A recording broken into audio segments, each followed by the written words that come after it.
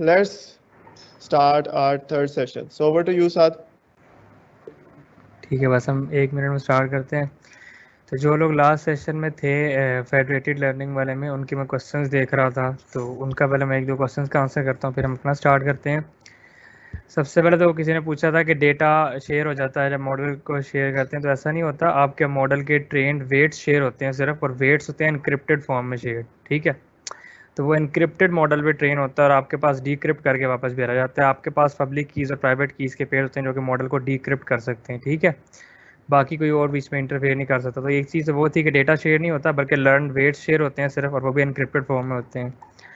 और नेक्स्ट चीज़ किसी ने पूछा था कि ये फेडरेटेड लर्निंग का सीखना कहाँ से। तो आपके पास एक वेबसाइट है, उसका नाम है यूडेसिटी। आप उसके ऊपर जाओगे, वहाँ पे कोर्स है जो कि है सिक्योर एंड प्राइवेट एआई। मैं भी अपनी स्क्रीन शेयर करूँगा, मैं आपको दिखा भी देता हूँ। 1 मिनट रुको ज़रा।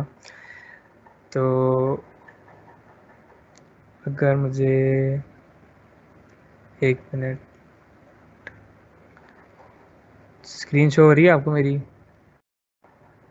हाँ, स्क्रीन बस आपकी शो ठीक। हो रही है अब। तो ये बेसिकली कोर्स है सिक्योर एंड प्राइवेट एआई का, फेसबुक आर्टिफिशियल इंटेलिजेंस की तरफ से ये पढ़ाया गया है और फ्री है। तो इसमें पूरा कवर किया गया बिल्कुल स्टार्ट से, डिफरेंशियल प्राइवेसी से स्टार्ट करके, तो वो आहिस्ता आहिस्ता पूरा आपका बिल्डिंग ब्लॉक बना के, और फिर उन्होंने आपको लेके गए फेडरेटेड लर्निंग के ऊपर।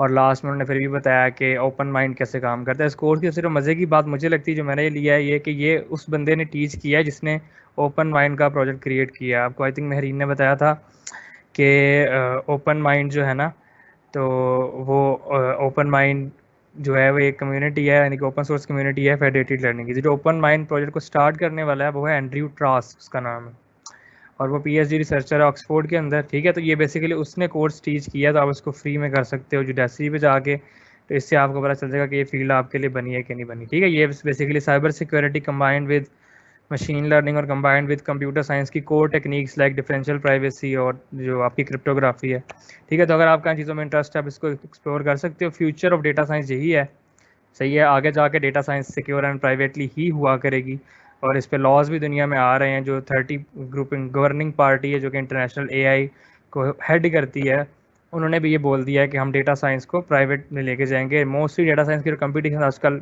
किए जा रहे हैं, वो भी फोकस किया जा रहा है कि आपके ब्लॉकचेन को जोड़ के सिक्योरली करवाया जाए, ताकि डेटा शेयरिंग जो है ना वो किसी एक्सटर्नल पार्टी के हाथ में ना जाए, सिर्फ उन पार्टीज़ के हाथ में रहे जो आपस में बात कर रहे हैं। और एक और चीज़ यहाँ पे ये है कि प्रॉफिटेबल करना है आपने। फॉर एग्जांपल मैं आपको अपना मॉडल दे रहा हूँ या आप मुझे अपना डेटा दे रहे हो सिक्योर प्राइवेट तरीके से। मुझे नहीं पता आप किस हॉस्पिटल से हो, लेकिन मैं आपको उसके लिए पे करूँगा बिकॉज मेरे स्टार्टअप को डेटा चाहिए, ठीक है। तो ये एक फ़ायदा स्टार्टअप्स को भी है कि फेडरेटेड लर्निंग के अंदर आपका अगर स्टार्टअप है, तो आप इस ओपन माइंड के थ्रू डेटा ले सकते हो स्टार्टअप मॉडल्स ट्रेन करने के लिए, जो कि रियल डेटा होगा, रियल हॉस्पिटल से होगा, आपको खुद से कलेक्ट नहीं करना पड़ेगा। और वो प्राइवेट होगा, आप उसको डिक्रिप्ट खुद से नहीं कर सकते, आप सिर्फ मॉडल ट्रेन करोगे और उनको पे करोगे पर ट्रेन के हिसाब से, ठीक है। तो ये है सिक्योर एंड प्राइवेट है, ये आप यहाँ से कोर्स कर सकते हो, ठीक है। तो अब हम बात करते हैं हमारा टॉपिक जो कि है डेटा इंजीनियर का। तो डेटा इंजीनियर को the real sexiest job of 21st century कहा गया है, ठीक है। अब इसकी वजह क्या है? इसकी बहुत सारी वजह हैं। अब मुझे सिर्फ 45 मिनट दिए गए हैं डेटा इंजीनियर पूरा कवर करने के लिए। मैं कभी भी नहीं कर सकता 45 मिनट में पूरा कवर, लेकिन मैं पूरी कोशिश करूंगा कि मैं आपको ना एक ओवरव्यू दे दूं कि चीज़ें कैसे काम करती हैं, अगर आपने इस फील्ड में जाना है तो क्या रिक्वायरमेंट्स हैं। अच्छा, कुछ लोगों के ना सवालों के मुझे पहले ही पता कौन से सवाल है, मुझे पता है, मैंने 50 से ऊपर सेशंस दिए हैं पहले। तो पहला क्वेश्चन होता है स्कोप के बारे में कि इसका स्कोप है कि नहीं है। तो देखो, स्कोप इंसान का होता है, ठीक है, सच्ची बात है। स्कोप कभी भी फील्ड का नहीं होता। मैंने बड़े बड़े डिप्लोमा होल्डर्स जो कि 1-1.5 साल का डिप्लोमा करके वर्डप्रेस में काम कर रहे हैं, उनको मैंने 10-10, 20-20 लाख कमाते देखा है, और मैंने पीएचडीज को भी जॉबलेस देखा है, ठीक है। तो स्कोप इंसान का होता है, स्कोप फील्ड का नहीं होता। स्कोप उस चीज़ का होता है कि आप खुद क्या कमा के देते हो नेक्स्ट कंपनी को। कोई भी सीईओ पाकिस्तान का क्यों नहीं है बाहर, इंडियन सीईओज क्यों हैं? पिछले टॉप फॉर्च्यून 500 में से 30 कंपनीज के सीईओ या वाइस प्रेसिडेंट्स इंडियन है। वजह क्या है? उन लोगों को पैसा कमा के देना आता है, हम लोगों को पैसा कमा के देना नहीं आता। उसकी वजह क्या है कि हमारे स्टार्टअप्स भी इतने स्ट्रॉन्ग नहीं है कि वो ग्लोबल लेवल के ऊपर जा सकें। उसकी जो सबसे बड़ी वजह है वो ये है कि ये जो रोल्स है ना, डेटा इंजीनियर, डेटा साइंटिस्ट और डेवऑप्स इंजीनियर और इंफ्रास्ट्रक्चर इंजीनियर, ये पाकिस्तानी कंपनीज में रिलाई नहीं करते। अगर हम उनको हायर भी करते हैं तो हम उनको बाहरी कंपनीज़ के लिए हायर कर रहे हैं, यानी कि सर्विस बेस्ड कंपनीज़ में। हम अपने प्रोडक्ट के ऊपर उस चीज़ पे फोकस नहीं कर रहे जो कि बाहर की कंपनीज़ कर रही हैं, जैसे कि नेटफ्लिक्स, जो कि आज की हमारी केस स्टडी है डेटा इंजीनियरिंग के अंदर। हम स्टार्ट करते हैं। तो पहले आपको क्वेश्चन का आंसर मिल गया, मुझसे कोई ये नहीं पूछेगा कि स्कोप है कि नहीं है, मैं उस क्वेश्चन का आंसर नहीं दूंगा, बिकॉज स्कोप इंसान का होता है। आप खुद चाहो आप स्कोप बना सकते हो, आप चाहो तो आप नहीं बना सकते, ठीक है। तो आपने खुद से डिसाइड करना है कि मैं कितना पढ़ूं तो मेरा एक लेवल होगा कि लोग मुझे खुद जॉब ऑफर करेंगे, मुझे कहीं अप्लाई करने की भी ज़रूरत नहीं पड़ेगी। मैंने आज तक कहीं अप्लाई नहीं किया मतलब पास्ट ईयर में, मुझे हर जगह से खुद ऑफर आती है कि आप हमारे लिए काम करें। मैं आपको बताऊंगा लास्ट में कि क्यों आती है। गेटहब का भी आपको थोड़ा सा लास्ट में एक 5 मिनट का दूंगा ओवरव्यू, और फिर मेरा जो इंट्रोडक्शन है वो भी मैं लास्ट में करवाऊंगा, ठीक है। मेरी बात बाद में, पहले मेन बात क्योंकि टाइम बहुत थोड़ा है और ज़रा चीज़ें बहुत ज़्यादा हैं। तो आज की जो हमारी है वो है डेटा इंजीनियरिंग, और केस स्टडी हम करेंगे नेटफ्लिक्स के ऊपर। नेटफ्लिक्स दुनिया की सबसे बड़ी रिकमेंडेशन सर्विस को चलाता है, जो कि अनबिलीवेबल है एक आम इंसान के लिए इमेजिन भी करना कि किस स्केल पे नेटफ्लिक्स को काम करता है, ठीक है। आज मैं आपको बताऊंगा कि क्यों डेटा इंजीनियर का रोल कितना क्रिटिकल है और कितना मुश्किल है, और फिर इसके लिए क्यों 5-6 साल का एक्सपीरियंस रिक्वायर्ड होता है, ठीक है। क्यों फ्रेश डेटा इंजीनियर्स हायर नहीं किए जाते। लोग करते हैं, नेटफ्लिक्स फ्रेश डेटा इंजीनियर्स को हायर करता है, पर उनका काम बहुत छोटे लेवल पे होता है, ठीक है। वरना अगर आप कहीं भी देखो तो पाकिस्तान में डेटा इंजीनियर के लिए आपको एटलीस्ट 5 ईयर्स ऑफ एक्सपीरियंस होना चाहिए, और इसके लिए जो डोमेन है वो बहुत वास्ट है और बहुत कम्प्लेक्स है। अभी मैं आपको आगे जाकर दिखाता हूँ। तो हम लोग शुरू करते हैं। एजेंडा हमारे जो आज के सेशन का है वो सबसे पहले कि वाई डेटा इंजीनियरिंग क्यों ज़रूरी है, ठीक है। एक स्टार्टअप्स की जो सक्सेस होती है वो किस चीज़ में रिलाई करती है, ठीक है। मैं आपको बताऊंगा बिजनेस जो मॉडल्स होते हैं, जो कंपनीज के बिजनेस मॉडल्स होते हैं, वो कैसे एग्रीगेट करते हैं प्रॉफिट्स को, ठीक है। और फिर प्रॉफिट्स कैसे मल्टीप्लाई होता है। ये टेक फैंग कंपनीज में जो बड़ी कंपनीज बनी, इस तरह गूगल, अमेजोन, इन लोगों ने भी स्टार्ट लिया था आपकी मेरी तरह ही। इन्होंने एक स्टार्टअप शुरू किया था छोटा सा अपनी गैराज के अंदर या अपने वर्कशॉप के अंदर, और वहाँ से ये लोग ग्लोबल लेवल पे गए। 2-2 ट्रिलियन डॉलर की इनकी जो है वो नेटवर्थ, वो टोटल वैल्यूएशन है कंपनीज की। एप्पल की, अब माइक्रोसॉफ्ट भी आई थिंक 2 ट्रिलियन में चला गया। तो ये लोग कैसे गए, ठीक है। तो ये हमारा नेक्स्ट टॉपिक होगा, हाउ दे मेक बिलियंस, ये बिलियंस डॉलर्स कैसे कमाते हैं। डेटा ड्रिवन ऑर्गेनाइजेशन क्या होती है, और कैसे आपका स्टार्टअप एक डेटा ड्रिवन बन सकता है। अब यकीन करो, आज से 5 साल के बाद आप देखोगे कि हर कंपनी अपनी जो है ना कंपनी की बायो ले लो, ये कंपनी का अबाउट पेज ले लो, वहाँ पे लिख रही होगी कि we are a data driven organisation. सही है, इतना बज़ वर्ड है, अभी लोगों को इसका पता नहीं है। Netflix is already a data driven organisation. वो क्या होती है आपको बताऊंगा। तो बस इतना समझो कि जिस कंपनी में डेटा का कल्चर होता है, डेटा के ऊपर प्रोसेसिंग की जाती है और कंपनी चलाई ही सिर्फ डेटा से जाती है, उसे कहते हैं डेटा ड्रिवन ऑर्गेनाइजेशन।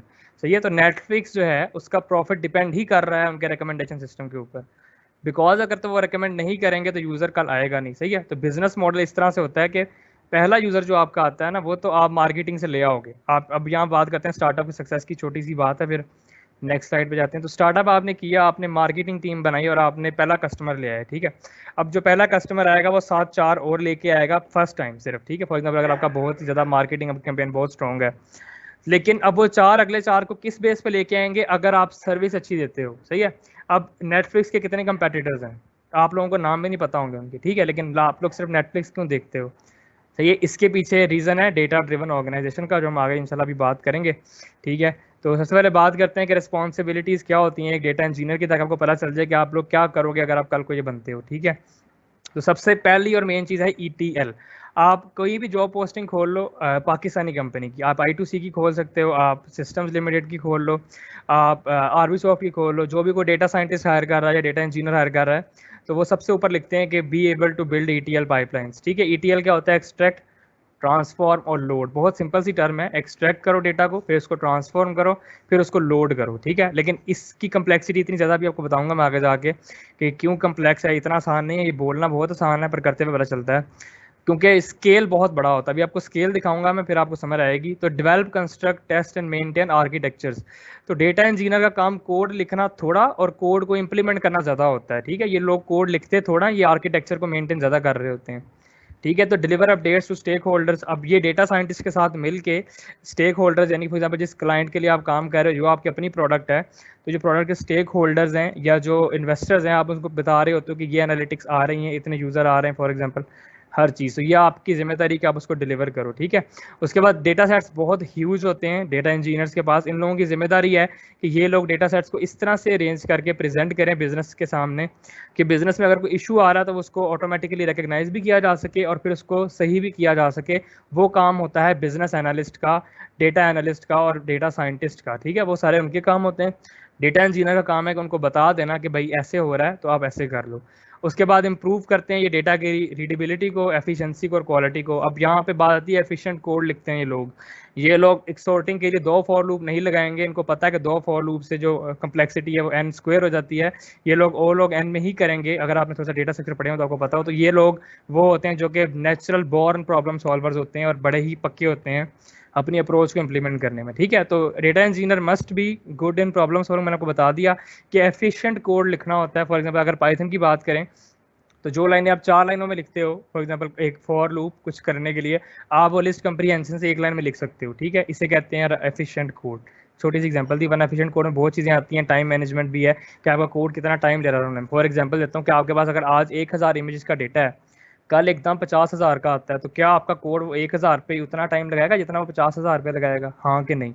ये इसे कहते हैं गुड कोड और रिलायबल कोड, जो कि अगर चेंज भी किया जाए तो एरर प्रोन होता है और सिस्टम आर्किटेक्चर में मसला नहीं क्रिएट करता। सही है। Able to lead the data team. अब ये लोग होते हैं डेटा टीम को लीड कर रहे होते हैं, डेटा इंजीनियर जितने भी होते हैं डेटा टीम को हमेशा लीड करते हैं। तो बैक एंड इंफ्रास्ट्रक्चर में ये लोग जो हैं वो पक्के और वेल वर्स्ड होते हैं। अगर आपको बैक एंड का नहीं पता तो आप डेटा इंजीनियर नहीं बन सकते। और ये फेमिलियर होते हैं बिग डेटा सिस्टम्स के साथ, जिनमें हडूप है आपके पास, हाइव है, अपाचे स्पार्क है, बड़े सारे हैं। मैं तो बता रहा हूँ कि मेरे पास टाइम बहुत थोड़ा है, मैंने आपको सब कुछ बताना है। Able to write efficient code मैंने आपको ऊपर बता दिया, ठीक है। Good at large scale distributed system design. अब एक होता है सिस्टम डिजाइन, एक होता है distributed system design. System design का मतलब है सिस्टम को रिजिलियंट तरीके से डिजाइन करो, उसमें फॉल्ट टॉलरेंस होनी चाहिए, उसमें एरर ना आए, सिंगल पॉइंट ऑफ फेलियर ना हो कोई भी। अब सिंगल पॉइंट ऑफ फेलियर का होता है सिस्टम डिजाइन का कॉन्सेप्ट है, ये मैं आपको लास्ट में बताऊंगा। ये सब कुछ कहाँ से आप इसको सीख सकते हो, क्या चीज़ें हैं, ठीक है। रिसोर्सेज हमेशा लास्ट में शेयर करता हूँ और मैं आपको आज भी करूँगा, इसलिए रिसोर्सेज मुझसे किसी ने पूछने नहीं क्वेश्चन में, मैं आपको आखिर में खुद ही लिंक्स वगैरह सब कुछ दे दूंगा, ठीक है। और excellent in cloud and DevOps, तो वो मैंने को बता दिया। अगर आप डेवऑप्स में अच्छे नहीं हो तो आप एक क्लाउड को मैनेज नहीं कर सकते, तो आपको डेवऑप्स में भी अच्छा होना पड़ेगा, आपको क्लाउड में भी अच्छा होना पड़ेगा। आपको पता होना चाहिए कि अगर मैंने एक डेटा लेक बनानी है या मैंने डेटा वेयर हाउस बनाना है, तो जिस क्लाउड प्रोवाइडर पर मेरी कंपनी काम करती है वो कौन सी सर्विस दे रहे हैं जो मेरा ये काम कर सकती है, ठीक है। फॉर एग्जाम्पल अगर आप एजूर इस्तेमाल कर रहे हो तो उसमें डेटा फैक्ट्री है आपके पास, ठीक है। AWS में आपके पास S3 है डेटा लोड करने के लिए, एजूर में ब्लॉब स्टोर है। तो आपको पता होना चाहिए कि सारी पाइपलाइंस क्या हैं, कैसे मैं बनाऊंगा, और जिस क्लाउड में मेरी कंपनी काम कर रही है उस क्लाउड में क्या क्या सर्विसेज हैं पाइपलाइन को क्रिएट करने के लिए, ठीक होगा। उसके बाद उसको पता होना चाहिए, मस्ट नो। ये मैंने बहुत थोड़े लिखे हैं, एक डेटा इंजीनियर, तो मैं भी आपको दिखाऊंगा अभी आगे जाके एक सर्कल फॉर्म में कि क्या कुछ आना चाहिए। मैंने बहुत छोटे लेवल पे चीज़ें लिखी हैं कि मैसेज क्यूज़ का पता होना चाहिए, ठीक है। मैसेज क्यूज़ क्या होती हैं, इसमें आपके पास अपाचे काफका है और रैबिट MQ है, ठीक है। मैसेज क्यूज़ का क्या मतलब होता है, आराम से समझो ज़रा, कि जब भी आप डेटा को प्रोसेस करते हो ना, सबसे पहले उसको आप एक क्यू में डालते हो, ठीक है। और क्यू में जिस तरह आप एक लाइन बनाते हो तो बारी बारी आती है, तो बारी बारी प्रोसेसिंग होती है सारी की सारी, कि डेटा आता है सारा इकट्ठा, लेकिन प्रोसेस बारी बारी हो रहा होता है डिफरेंट टाइम्स पे, और डिफरेंट जो भी टाइम स्टैम्प्स आपके डेटा साइंटिस्ट ने या आपके डेटा इंजीनियर ने डिफाइन की हुई हैं। उसको ETL टूल्स का पता होना चाहिए, यानी कि एक्सट्रैक्ट, ट्रांसफॉर्म, लोड। मैंने आपको बता दिया एजूर डेटा फैक्ट्री है, एजूर रेडिस कैश है। मैं आपको एजूर की एग्जांपल दे रहा हूँ कि मैंने एजूर में काम किया हुआ है इसीलिए। तो बाकी और डेटा ब्रिक्स है एजूर के पास, डेटा डॉग है, ठीक है। उसके बाद पाइथन लैंग्वेज तो आपको पता है आनी ही चाहिए, लेकिन सप्लीमेंट आप अगर स्काला आती है, जूलिया, जावा आती है तो भी अच्छी बात है। गो में भी काम शुरू हो चुका है लेकिन अभी इतना नहीं है।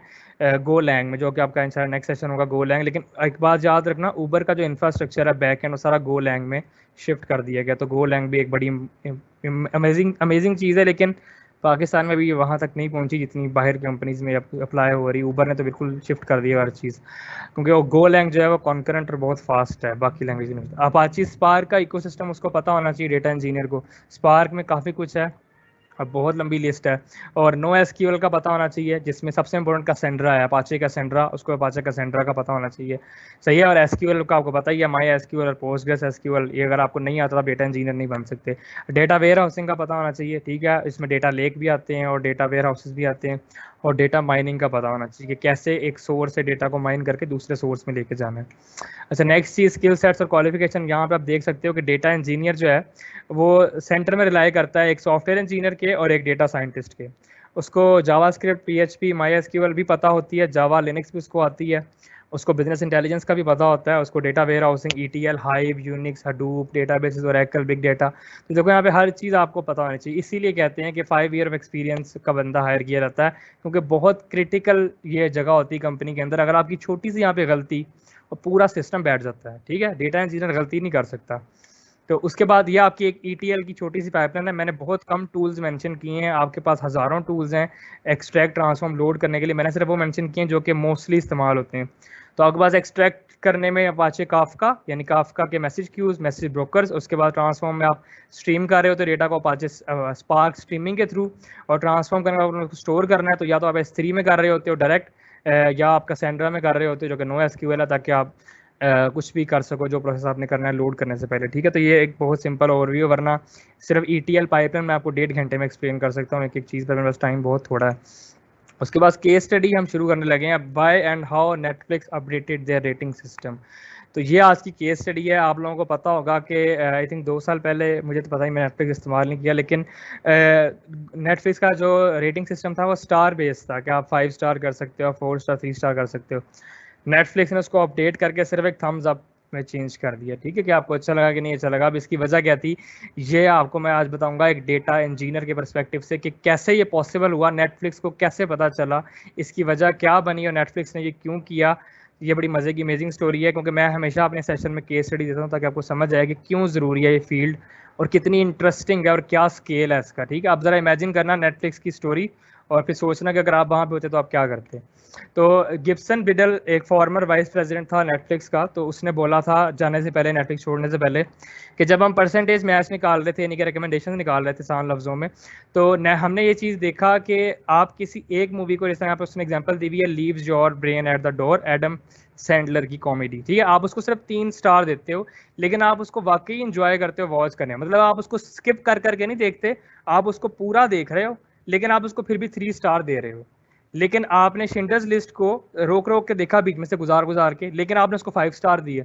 ठीक है, लेकिन उससे आपकी ओवरऑल इंजॉयमेंट इंक्रीज नहीं हुई। ठीक है, अब ये नेटफ्लिक्स को कैसे पता चला कि लोग ऐसे कर रहे हैं, और फिर इसलिए उन्होंने पूरा का पूरा रेटिंग सिस्टम अपडेट करके 5 स्टार की बजाय उसको सिर्फ एक थम्स अप या थम्स डाउन पे कर दिया कि या तो आपको अच्छा लगा या नहीं अच्छा लगा, 2 ही रास्ते हैं। ये नहीं है कि आपने कितना एंजॉय किया, नहीं, या तो अच्छा लगा या तो नहीं अच्छा लगा। इससे उनका रिकमेंडेशन सिस्टम और स्ट्रॉन्ग हो गया। तो इस तरह के चैलेंजेस आते रहते हैं कंपनीज के अंदर। यहाँ पे आते हैं डेटा इंजीनियर्स, और अब देखते हैं कि क्यों ऐसा हुआ, रिकमेंडेशंस एट नेटफ्लिक्स कैसे काम करते हैं। तो नेटफ्लिक्स की जो कंपनी की बेस है, प्रॉफिट है, वो रिलाय करता है रिकमेंडेशंस के ऊपर। नेटफ्लिक्स हर साल एक कॉन्टेस्ट करवाता है, $1 मिलियन का इनाम होता है सिर्फ रिकमेंडर सिस्टम बनाने के लिए।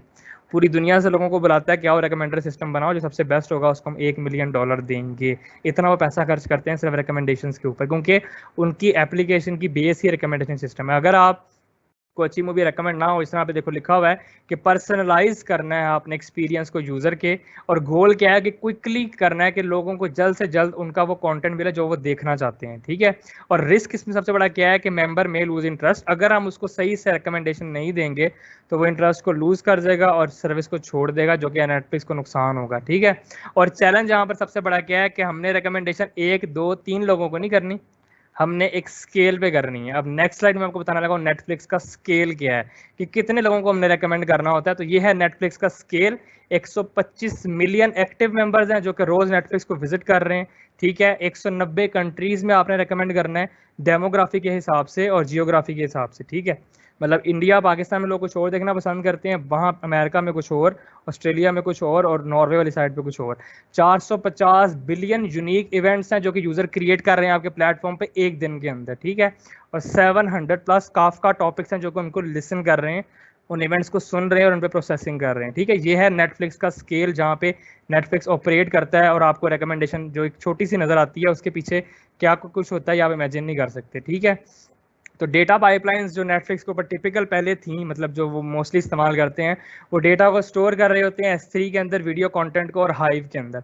हाइव में तब वो स्टोर करते हैं जब वो प्रोसेस करना होता है, और S3 को स्टोर करते हैं प्रोसेस होने के बाद। अब S3 क्या है, अगर आपने Amazon AWS इस्तेमाल किया तो S3 जो है उसकी डेटा स्टोरेज फैसिलिटी है, जहाँ पे आप डेटा को स्टोर कर सकते हो। नेटफ्लिक्स की पूरी वीडियो सिस्टम जो स्टोर है वो S3 पे ही होता है। ठीक है, उसके बाद वो बैच में पाइपलाइंस को चलाते हैं यूजिंग स्पार्क, यानी कि अपाचे स्पार्क, मेरे को पूरा स्पार्क का इकोसिस्टम है, अभी आगे जाकर आपको बताऊंगा। और टेबल पार्टीशनिंग, मतलब डेटाबेस की पार्टीशनिंग कर रहे होते हैं विद रिस्पेक्ट टू डे और आवर के हिसाब से। अब पाकिस्तान के हिसाब से ये लोग शायद 12 बजे रात को कर रहे हो कि यहाँ पे लोग उस वक्त सो रहे होते हैं, और वहाँ पे कुछ और, यानी कि हर रीजन के हिसाब से ये डेटाबेस पार्टीशनिंग करते हैं डिपेंडिंग अपॉन आवर और डे। ठीक है, और उसके बाद जॉब स्केजुलिंग क्या होता है कि आपने एक बार पाइपलाइन बना तो दी, पर अब उसको कब कब चलाना है ये आप स्केड्यूल करते हो। तो नेटफ्लिक्स स्केजुलिंग के लिए इस्तेमाल करता है क्रॉन जॉब्स को। इसके लिए आप एयरफ्लो भी इस्तेमाल कर सकते हो, अपाचे का एयरफ्लो है, मैंने एयरफ्लो इस्तेमाल किया, बस आपको एयरफ्लो का बता रहा हूँ। क्रॉन जॉब्स हैं और ये डिफरेंट डेटा अवेलेबिलिटी के ऊपर भी काम करते हैं कि कहाँ पे डेटा अवेलेबल है तो वहाँ पे शेड्यूल रन कर दो, जहाँ पे अगर अवेलेबिलिटी नहीं है, मतलब यहाँ पे अभी यूजर्स का नया डेटा नहीं आया तो वहाँ पे आपने क्रॉन जॉब स्केजुलिंग का रन नहीं करना, सही है। और यहाँ पर जो लेटेंसी आती है आपकी वीडियो कंटेंट के अंदर वो होती है डिपेंडिंग अपॉन, अब ये नेटफ्लिक्स को एग्जैक्टली पता है लेकिन ऑर्डर ऑफ डेज में होती है, ठीक है। मतलब ये कंटेंट बिल्कुल प्रोडक्शन से स्टार्ट होके और नेटफ्लिक्स की पाइपलाइन तक पहुंचता है डेज के अंदर, इसे कहते हैं डेज, यानी कि साला। अभी मैं आपको बताऊंगा कि ये लास्ट पॉइंट है ना लेटेंसी क्या है, इसका भी आपको बताता हूँ। नेटफ्लिक्स नए कंटेंट को जब ऑन बोर्ड करता है, नई मूवी लेके आता है, नया कोई सीजन लेके आता है, तो वो कैसे उसको ऑन बोर्ड कर रहे होते हैं, उसमें आपको पता चलेगा कि लेटेंसी ऑर्डर ऑफ डेज में उनका क्या मतलब है, ठीक है। तो अब यहाँ पे नेटफ्लिक्स को चाहिए need for the real time, NRT का कॉन्सेप्ट है कंप्यूटर साइंस में, हम कहते हैं कि आपको ज़रूरत है एक रियल टाइम सिस्टम की, नियर रियल टाइम की, ठीक है। क्योंकि 100% रियल टाइम तो आप गेट नहीं कर सकते, लेकिन नियर रियल टाइम की आपको ज़रूरत है। तो उसकी वजह क्या है कि आपके पास डेटा जो है वो इंक्रीज हो रहा है, process data as soon as possible to keep the latency low. तो आपने डेटा को प्रोसेस करना है as fast as you can, ताकि आप जो यूजर की लेटेंसी इसको लो से लो कर सको, ठीक है। Minimise amount of data to reprocess in a case of failure. अब यहाँ पे आता है single point of failure. Netflix हमेशा अवॉइड करता है कि सिंगल पॉइंट ऑफ फेलियर ना, इसलिए वो हर चीज़ का बैकअप क्रिएट कर रहे होते हैं। अभी इंशाल्लाह आपको मैं बताऊंगा कि कैसे कर रहे होते हैं, ठीक है। और उसके बाद जो नेक्स्ट चीज़ है वो ये है कि वीडियो इनसाइट्स, क्या आपकी वीडियो की जो इनसाइट्स, मतलब आपने वीडियो को, अब यहाँ पे देखना इवेंट्स क्या होते हैं। मैंने आपको बताया था ना कि 450 बिलियन के ऊपर इवेंट्स नेटफ्लिक्स क्रिएट कर रहा है। अब इवेंट क्या होता है, आपने वीडियो को क्लिक कहाँ से किया, मतलब आप क्लिक करने पे क्या कैसे गए, आपका कर्सर मूव कैसे हुआ, आपने वीडियो को कब कब पॉज किया, कब कब सबटाइटल ऑन किए, कब कब ऑफ किए, ठीक है। किस किस रेजोल्यूशन में चेंज करके देखा, उससे उनको पता लगता है कि इस जगह पे ये रेजोल्यूशन ज़्यादा अच्छी तरह काम करती है, बिकॉज लोग उसको चेंज कर रहे होते हैं, ठीक है। अब ये सारा कुछ डेटा इंजीनियर बना के देता है उनको पूरा ये सिस्टम, अगर ये ना बना के दे तो आप बताओ नेटफ्लिक्स कहाँ जाएगा, ठीक है। उसके बाद आपके पास फॉल्ट टॉलरेंस है, मैंने आपको बार बार बोल रहा हूँ, फॉल्ट टॉलरेंस सिस्टम डिज़ाइन का सबसे इंपॉर्टेंट कॉन्सेप्ट है कि आपका सिस्टम जब तक रेजिलियंट नहीं है, फॉल्ट टॉलरेंस नहीं है, आप उसको डिप्लॉय ही नहीं करते, ठीक है। पहले आप उसको अच्छी तरह पहले टेस्ट कर लेते हो। और जारी बात है, आपको पता है कि मशीन लर्निंग तो होगी बीच में, जब रिकमेंडेशंस बन रही हैं तो मशीन लर्निंग की पाइपलाइन भी रियल टाइम में ही होनी चाहिए, उसमें भी लैग नहीं आ सकता। तो ये सब कुछ आपको रियल टाइम में चाहिए, एनआरटी यानी कि नियर रियल टाइम में चाहिए। तो ये भी एक नेटफ्लिक्स का एक चैलेंज है जो कि नेटफ्लिक्स इतने स्केल के ऊपर कर रहा होता है। तो बात करते हैं नेटफ्लिक्स नया कंटेंट ऑन बोर्ड कैसे करता है। अब मेरा पहले ये था कि मैं आपको बताऊंगा स्लाइड्स में ही, लेकिन फिर मैंने कहा कि मेरा ये शौक नहीं है कि मैं बच्चों को स्लाइड्स में नहीं बताता, तो मेरा था कि आपको थोड़ा सा मैं ड्रॉ करके दिखा देता हूँ ताकि आपको पता चल जाए। तो शुरू करते हैं। वैसे मुझे अल्लाह करे कि जल्दी जल्दी हो जाए क्योंकि इसमें टाइम थोड़ा सा लग सकता है, लेकिन चलो कोई नहीं, अब आपके लिए इतना तो मैं कर ही सकता हूँ। ये बड़ी इंपॉर्टेंट चीज़ है, इसको समझना जरूरी, तभी आपको डेटा इंजीनियरिंग का काम समझ आएगा, वरना फ़ायदा कोई नहीं है। यूट्यूब पे वीडियोस आप हज़ारों देख लोगे, स्लाइड्स आप पढ़ते रहोगे, बाद में असल चीज़ जो आपको समझ आने वाली वो ये है कि नेटफ्लिक्स वीडियो को ऑन डेटा इंजीनियर्स ने कैसी पाइपलाइन बनाई हुई जो कि वीडियोज़ को ऑन बोर्ड कर रही होती है, ठीक है।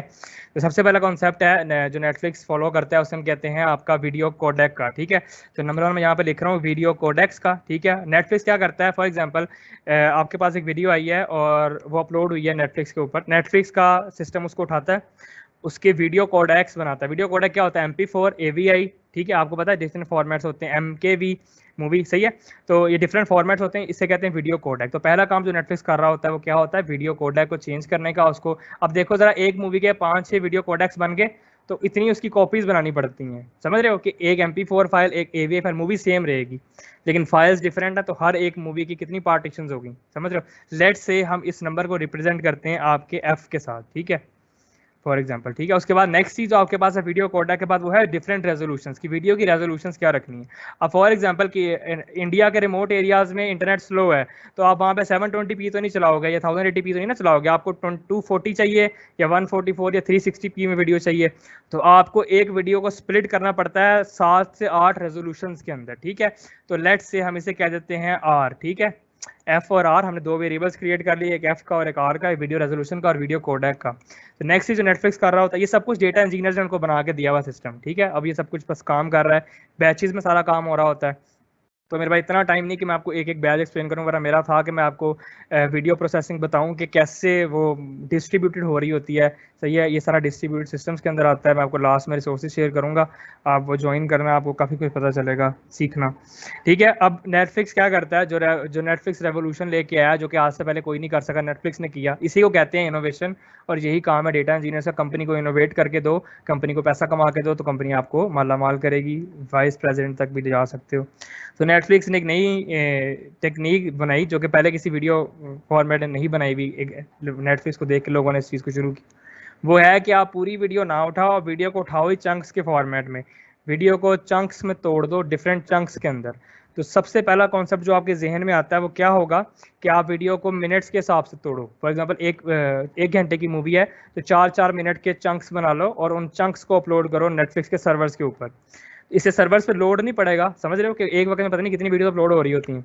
तो आप चंक्स को अपलोड करोगे, तो सबसे पहले नेटफ्लिक्स ने किया था कि टाइम बेस्ड डिवीजन की थी। फॉर एग्जांपल 4-4 मिनट का चंक बना लिया और उसको अपलोड कर दिया, यानी कि ब्रेक्स वीडियो, ठीक है, ब्रेक्स वीडियो इनटू चंक्स। ठीक है, अच्छा, अब यहाँ पे एक और क्वेश्चन आया, ये इसकी वजह क्या थी ये करने की। देखो, जब आपके पास एक वीडियो आई है ना, तो हुआ क्या है कि आपके पास जो टोटल नंबर ऑफ वीडियोस बन गई हैं वो R × F हैं। ठीक है, R क्रॉस F, समझो R क्रॉस F का मतलब क्या है। मैंने R और F लिखा हुआ है, जितनी रेजोल्यूशंस हैं, जितने कोडेक हैं, F को R से मल्टीप्लाई किया, इतनी वीडियोस आपके पास बन गई हैं। अब इतनी वीडियोस को आप सर्वर पे अपलोड करोगे तो सर्वर तो बैठना ही है। तो नेटफ्लिक्स ने क्या किया कि इकट्ठा नहीं करेंगे, हम इसको चंक्स में तोड़ देंगे। और शुरू में इनिशियली नेटफ्लिक्स ने किया था कि हम इसको 4-4 मिनट के चंक्स में तोड़ते रहेंगे और उनको इकट्ठा फिर जोड़ लेंगे। ठीक है, लेकिन हुआ क्या कि अब क्या होता था, मसला क्या है, ये भी देखो डेटा इंजीनियर्स की पाइपलाइन से ही उनको पता चला कि लोग वीडियो देख रहे थे, 4 मिनट का ब्रेक था, यानी कि चंक था पूरा।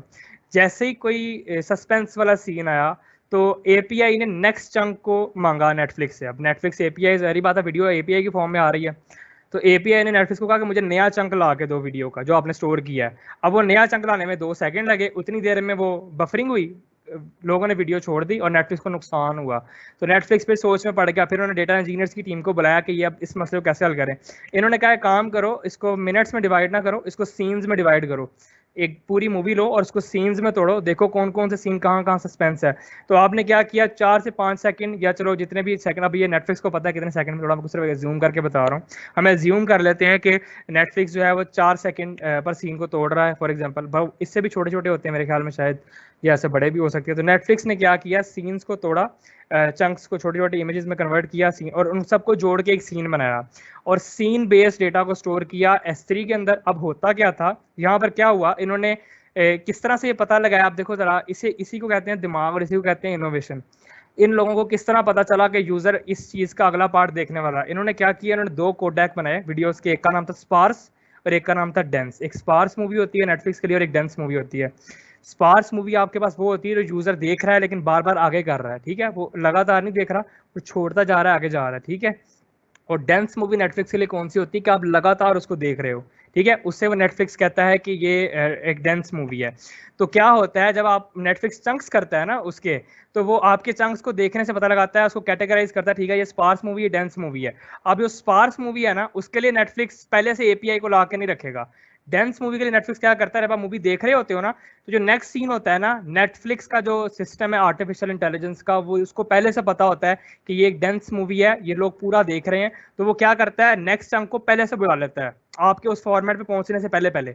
मतलब फॉर एग्जांपल 4 मिनट पे आपका पहला चंक है और दूसरा 4 से 8 मिनट पे है, तो जब आप 33.58 सेकंड पे जाओगे ना, तो नेटफ्लिक्स ऑटोमेटिकली अगले 4 मिनट के कंटेंट को पहले से मंगवा लेगा, ताकि आपको लैग ना आए किसी भी जगह पे। इसलिए आपको लैग नहीं आता, फिर चाहे आप पाकिस्तान में हो चाहे आप कहीं भी हो। इसे कहते हैं नेटफ्लिक्स का वीडियो ऑनबोर्डिंग सिस्टम। ये इनोवेशन नेटफ्लिक्स से पहले कोई नहीं लेके आया था, और ये सारा काम फिर बता रहा हूँ कौन करते हैं, डेटा इंजीनियर्स करते हैं, जो कि डेटा को लेके आ रहे हैं, एक्सट्रैक्ट कर रहे हैं, ट्रांसफॉर्म कर रहे हैं और लोड कर रहे हैं।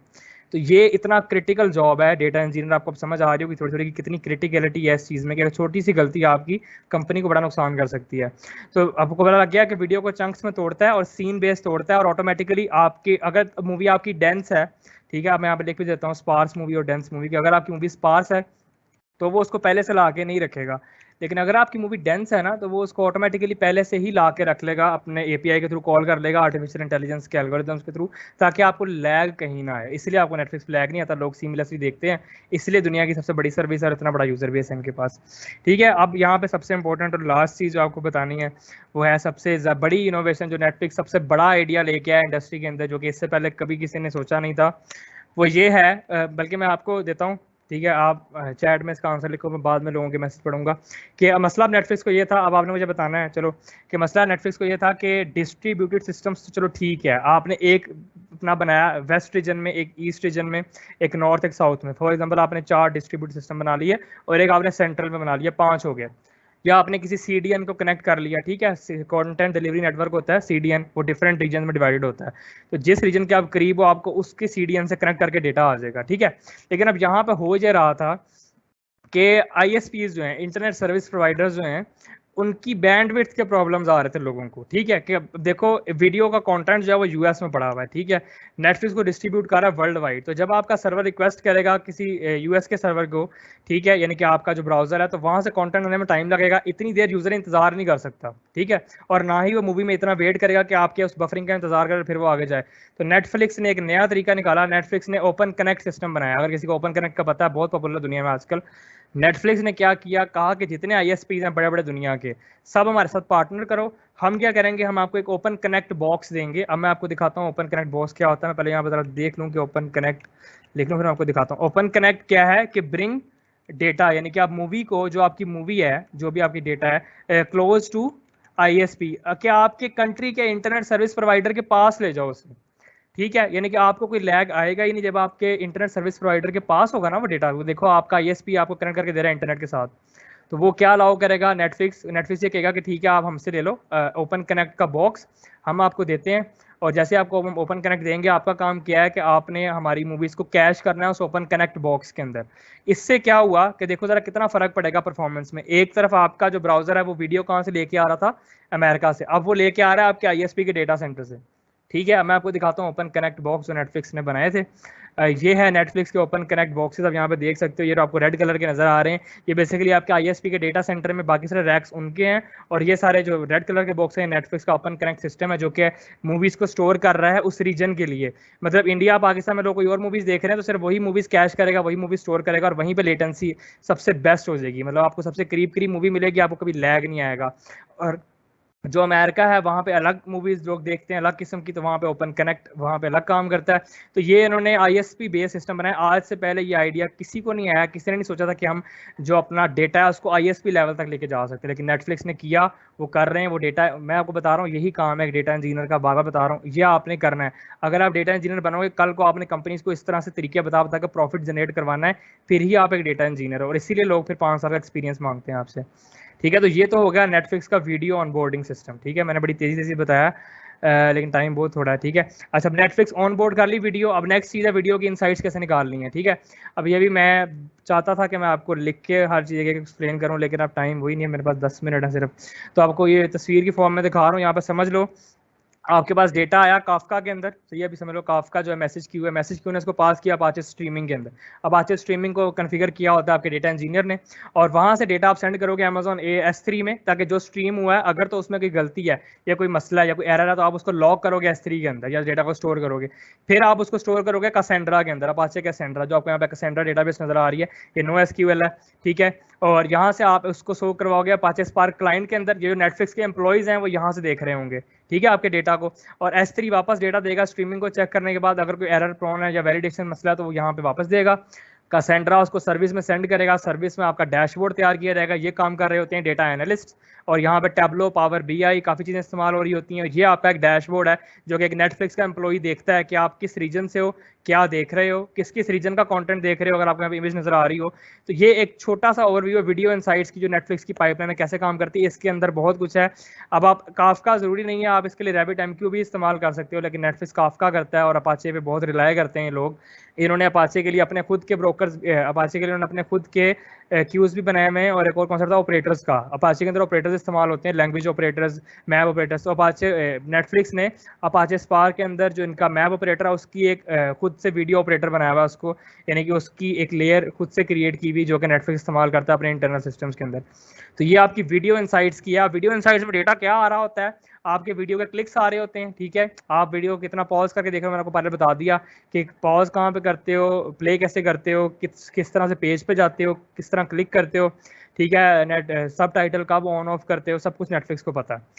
उसके बाद है रिकमेंडेशन सिस्टम की पाइपलाइन। तो इसमें क्या होता है, देखो millions of play related signals. अब ये सिग्नल्स क्या हैं, ये आपकी जो आपने पिछली मूवीज देखी हैं, जो भी किया वो सारा आ रहा होता है काफका के पास। काफका उसको मैसेज ब्रोकर लेता है, स्प्लिट करता है स्ट्रीमिंग लेयर, यानी कि अपाचे स्ट्रीमिंग को देता है, स्ट्रीमिंग उसको डालती है ट्रेनिंग लेयर्स की पाइपलाइन में, जो कि आपकी मशीन लर्निंग के मॉडल होते हैं। नेटफ्लिक्स के पास 100 से ज़्यादा रिकमेंडेशन इंजन चल रहे हैं, 100 से ज़्यादा, और उन 100 से ज़्यादा रिकमेंडेशन इंजन को एग्रीगेट करके नेटफ्लिक्स आपको एक रिजल्ट दे रहा होता है, जो कि उन्होंने पहले से प्री कंप्यूट भी किया होता है पिछली दफ़ा, और नया लाइव कंप्यूट करते हैं, दोनों को कंपेयर करते हैं। इससे हम कहते हैं मशीन लर्निंग की टर्म्स में क्या कहते थे, मुझे याद नहीं आ रहा है एक मिनट को। मशीन लर्निंग टर्म्स में इसे डेटा एग्रीगेशन भी कहते हैं, और एक और कॉन्सेप्ट था मुझे वो भूल गया क्या था, नाम मुझे याद नहीं आ रहा। तो इसके बाद क्या होता है, आप रैंक कर लेते हो, रैंक को आप स्टोर करते हो यूज़र की कैश के अंदर। कैश के लिए आप क्या इस्तेमाल करते हो, नेटफ्लिक्स इस्तेमाल करता है रेडिस को, आपने रेडिस का नाम सुना होगा, ठीक है। तो रेडिस कैशिंग भी इस्तेमाल करते हैं, या ओपन कनेक्ट इनके अपने बॉक्स हैं वो भी ये इस्तेमाल करते हैं। तो इस तरह से आप लोग रिकमेंडेशन इंजन्स की नेटफ्लिक्स के ऊपर पाइपलाइन बनी होती है, और आपको रिकमेंडेशन आ रही होती हैं। अब ये भी सारा डेटा इंजीनियर का काम है, ये सारा आपने खुद से बनाना है अगर आप एक डेटा इंजीनियर हो। तो अब देखो ज़रा आपको क्या क्या कुछ आना चाहिए। आपको हर चीज़ का नेटवर्किंग से लेके डेवऑप्स से लेके प्रोग्रामिंग से लेके आपके पास जो बिग डेटा सिस्टम्स है उनके कॉन्सेप्ट, डिस्ट्रीब्यूटेड सिस्टम डिज़ाइन, और पता नहीं क्या क्या कुछ है, ये सब कुछ आपको आना चाहिए, फिर आप एक डेटा इंजीनियर बनते हो। इसका कोई सेट लर्निंग पाथ नहीं है, ठीक है। लेकिन ये है कि पहले आप मशीन लर्निंग को अच्छी तरह सीख लो, या फिर अगर आपने प्रॉपर सिर्फ एक डेटा इंजीनियरिंग रोल में जाना है, मशीन लर्निंग में नहीं जाना, तो आप डेटा साइंटिस्ट बनो, पहले डेटा साइंस के कॉन्सेप्ट्स को सीखो, ठीक है। क्योंकि यहाँ पे सारा काम आपका एसक्यूएल, मोस्टली एसक्यूएल के अंदर होगा और पांडास के अंदर होगा, तो आपको पांडास और एसक्यूएल की ऑप्टिमाइजेशन आनी चाहिए, नहीं आएगी तो फिर फंस जाओगे। तो इसको सीखो, और उसके बाद फिर नेक्स्ट मूव करो डेटा इंजीनियरिंग, बिग डेटा के कॉन्सेप्ट्स के ऊपर। सारे courses free open source available हैं। मैं इसका एक कुरिकुलम बनाने लगा हूँ बहुत जल्द, वो गिटहब पे मेरे मिल जाएगा आपको। मैं भी आपको दिखाता हूँ मेरे गिटहब पे कुरिकुलम्स पहले कैसे पढ़े हुए हैं। अगर आप मेरे गिटहब पे जाओ github.com/SAADHAAAN, तो वहाँ पे मेरी एक रिपोजिटरी है। ये आप जब जाओगे ना, इसको खोलोगे तो आप रिपोजिटरीज में जाओगे तो आपको टॉप 4 में ये मिल जाएगी, ठीक है। अगर आपको नहीं पता, SAAD आपको लिंक में भी दे दूंगा। तो यहाँ पे एक रिपोजिटरी है, उसका नाम है लर्न मशीन लर्निंग इन 5 मंथ्स के नाम से, ठीक है। तो ये एक रिपोजिटरी, इसमें शुरू से लेकर लास्ट तक सारे प्लेलिस्ट और कोर्सेज वगैरह दिए हुए, सब कुछ फ्री ओपन सोर्स इंटरनेट पे अवेलेबल है। आप यहाँ से सीख सकते हो। अगर आप इसको स्टार्ट करोगे तो आप 5 मंथ में एक मशीन लर्निंग इंजीनियर बन जाओगे, मेरी आपको गारंटी है। मैंने खुद ये चीज़ फॉलो की थी जब मैं सीख रहा था, ठीक है। इसमें हर चीज़ है, linear algebra, calculus, probability, scikit learn, ठीक है, एल्गोरिथम्स, उसके बाद प्रोजेक्ट्स, उसके बाद लीनियर मॉडल से डीप लर्निंग तक जाना है, फिर टेंसर फ्लो और फिर मोर प्रोजेक्ट्स, ठीक है।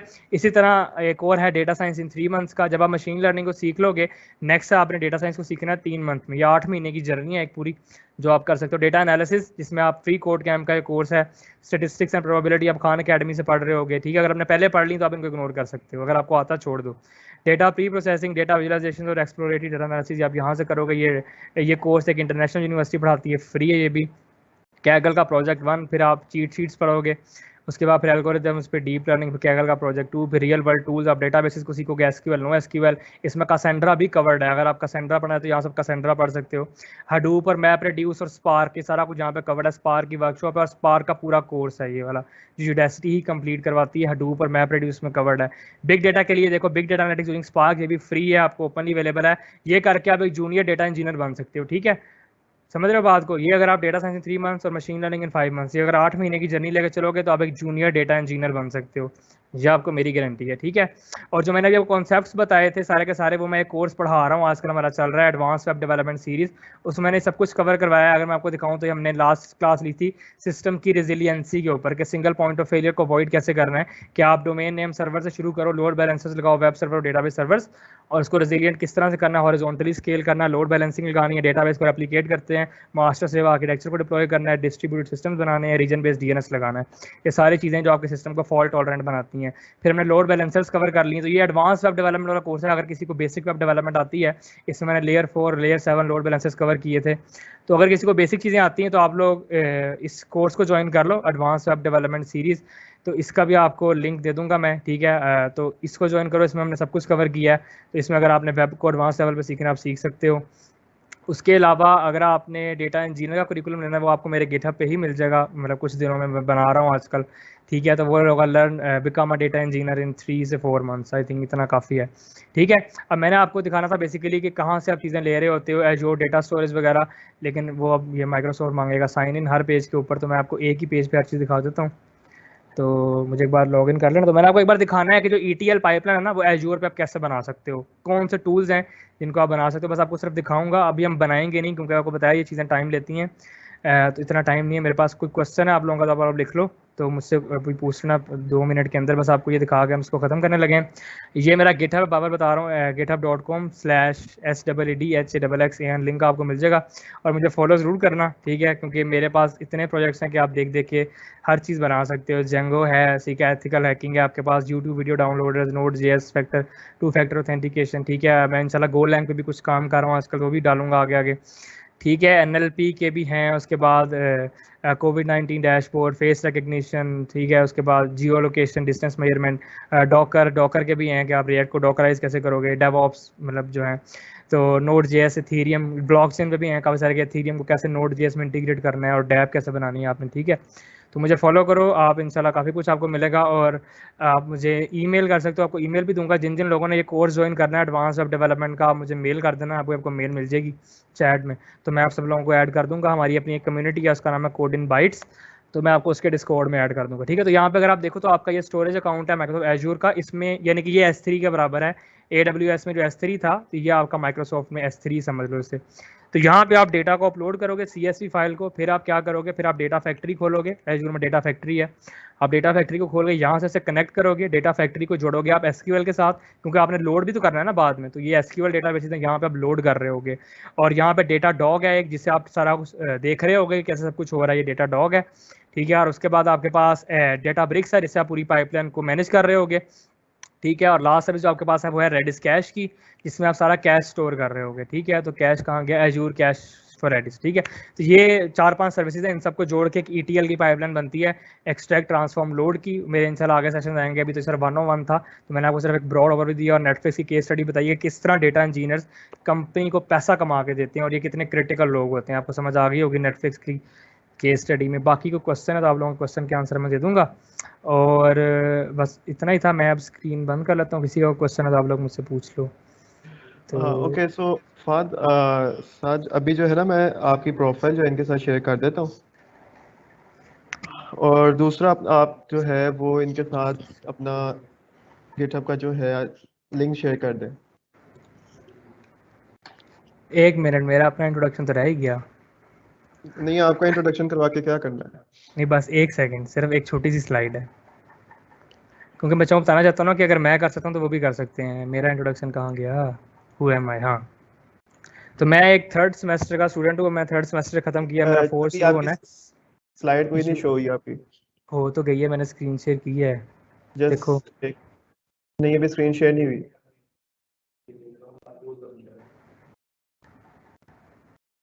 ऐसे कैसे हो सकता चलो है? इसको क्लिक कर दो फिर।